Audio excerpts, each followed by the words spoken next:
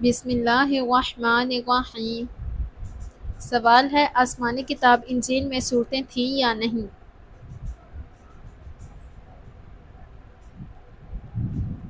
جواب ہے جی ہاں، آسمانی کتاب انجیل میں صورتیں تھیں جن میں سے ایک کا نام سورۃ الانسان ہے۔ سوال ہے انسان کے بعد دنیا کی ذہین مخلوق کون سی ہے؟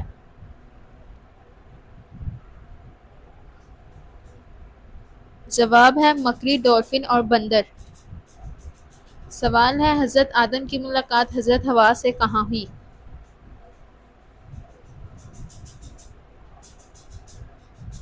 جواب ہے مقام عرفات میں۔ سوال ہے حضرت عزیز کا کون سا جانور جنت میں جائے گا؟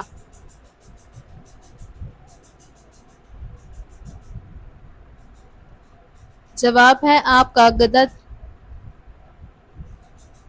سوال ہے صلح حدیبیہ کے وقت قرآن مجید کی کون سی سورہ مبارکہ نازل ہوئی تھی؟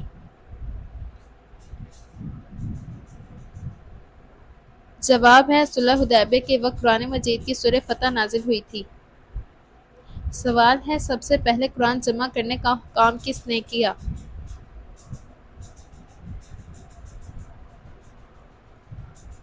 جواب ہے حضرت ابو بکر رضی اللہ تعالی عنہ نے۔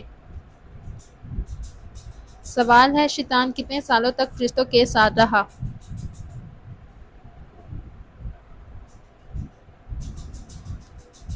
جواب ہے 80,000 سال تک۔ سوال ہے نماز کے بعد ذکر الہی جائے نماز پر بیٹھ کر کرنا چاہیے؟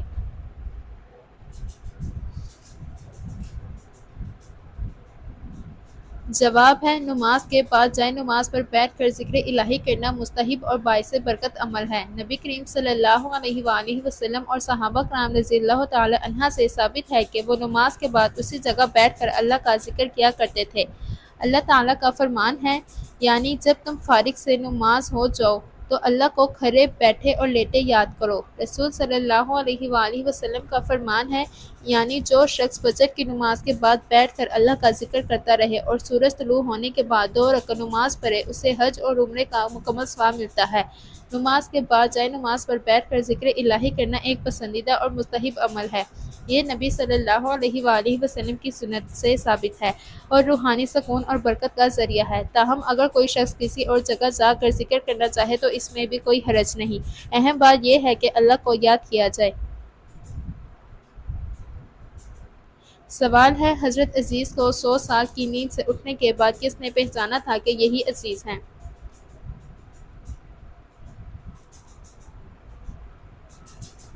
جواب ہے ایک بزرگ خاتون نے پہچانا تھا جو کہ حضرت عزیز کی خاتمہ تھی۔ سوال ہے جنت میں حضرت آدم کے بستر پر کون سا لباس تھا؟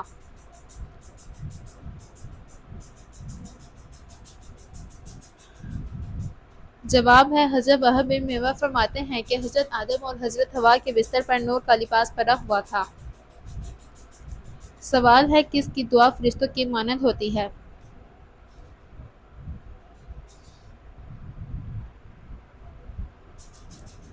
جواب ہے مریض کی دعا۔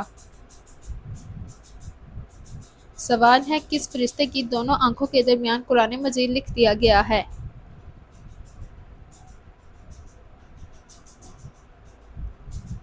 جواب ہے حضرت اسرافیل علیہ السلام کی آنکھوں کے درمیان۔ سوال ہے حضرت ابراہیم علیہ السلام نے کتنی عورتوں سے شادی کی؟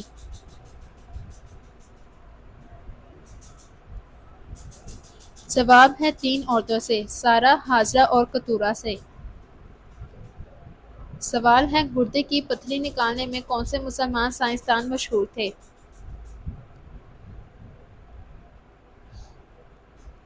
جواب ہے الزہراوی مشہور تھے۔ سوال ہے قرآن مجید میں کتنے سجدے ہیں؟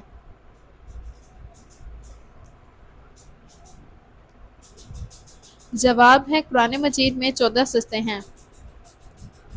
سوال ہے قرآن کریم کی 5 ایسی صورتیں بیان کیجیے جن کا آغاز الحمدللہ سے ہوتا ہے۔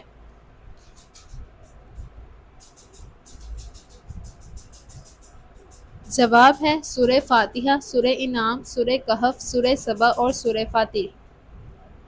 سوال ہے دنیا میں سب سے پہلی قبر کس کی بنائی گئی؟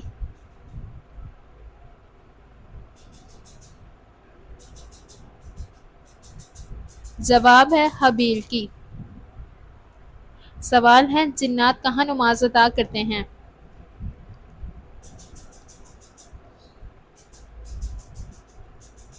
جواب ہے گھاس پر نماز ادا کرتے ہیں۔ سوال ہے شادی میں لفافہ دینا کیسا ہے؟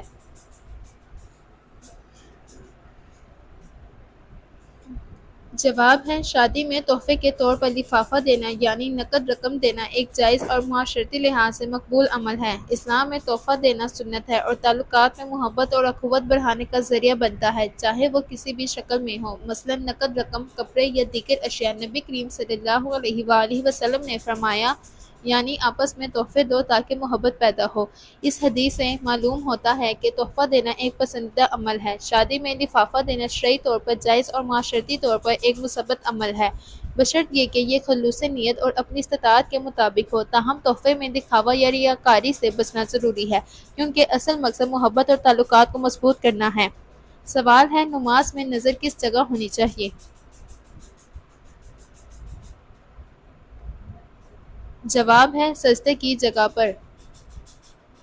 سوال ہے وہ کیا ہے جو انسان اپنی زندگی میں سب سے زیادہ سنتا ہے؟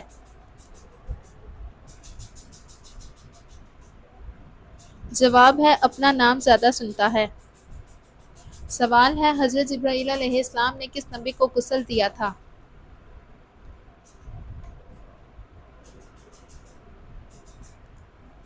جواب ہے حضرت آدم علیہ السلام کو غسل دیا تھا۔ سوال ہے سورہ آل عمران کے کیا معنی ہیں؟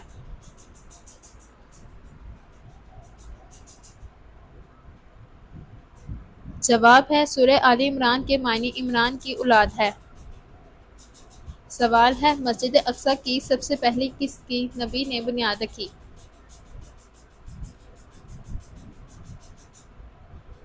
جواب ہے حضرت سلیمان علیہ السلام نے۔ سوال ہے حدیث پاک میں مومن کے لیے خوشبودار پھول کسے کہا گیا ہے؟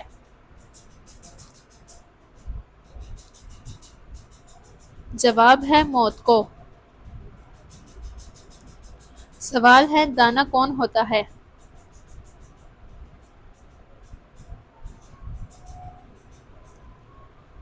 جواب ہے جو کم بولے اور زیادہ سنے۔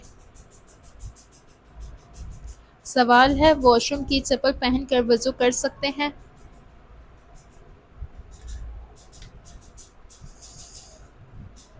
جواب ہے جی ہاں، واش روم کی چپل پہن کر وضو کرنا جائز ہے، بشرط یہ کہ وہ چپل پاک ہو۔ اسلام میں وضو کے لیے جسم اور لباس کا پاک ہونا شرط ہے، اور چپل یا جوتا اگر ناپاک نہ ہو تو اسے پہن کر وضو کرنے میں کوئی قباحت نہیں۔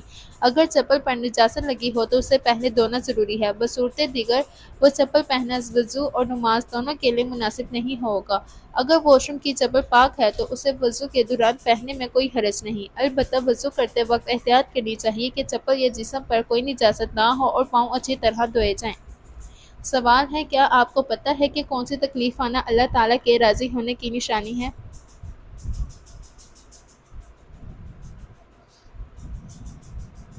جواب ہے جو تکلیف اللہ تعالیٰ کے قریب کر دے۔ سوال ہے کون سا خواب نظر آنا نظر بند لگنے کی نشانی ہے؟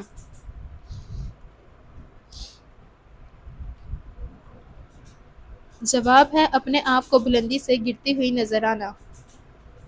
سوال ہے کیا آپ جانتے ہیں قرآن پاک کا حق کیا ہے؟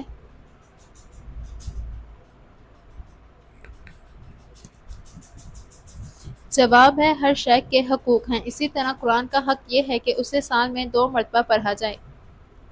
سوال ہے کن طریقوں سے قرآن پاک کو محفوظ کیا گیا؟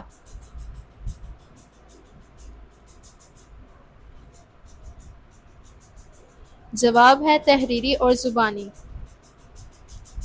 سوال ہے اگر عورت بد زبان ہو تو شوہر کو کیا کرنا چاہیے؟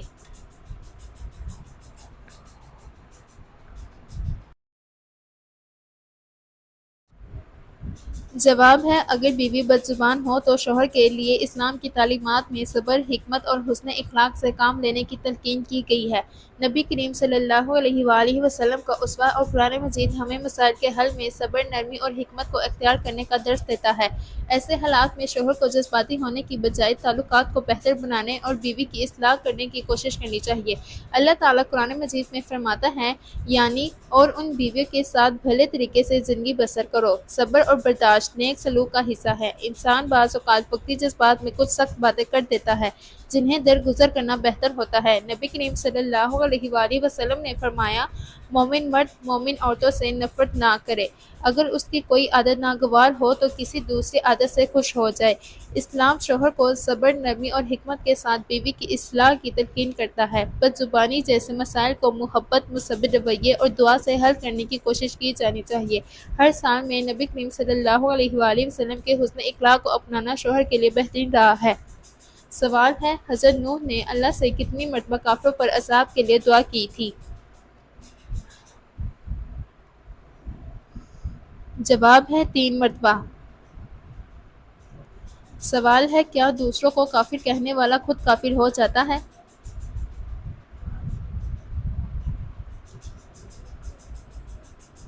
جواب ہے جی ہاں، جو شخص اپنے مسلمان بھائی کو جس میں کفر کی کوئی وجہ نہ ہو کافر کہے تو خود کافر ہو جاتا ہے۔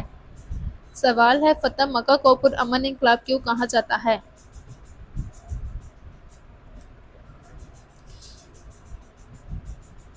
جواب ہے خون ریزی نہ ہوئی، پورے عرب میں انقلاب، دلوں کی دنیا بدل گئی، عالم انقلاب کی راہ ہموار ہوئی۔ سوال ہے اللہ تعالیٰ کے کس نبی نے اپنے والد کے کہنے پر اپنی بیوی کو طلاق دی تھی؟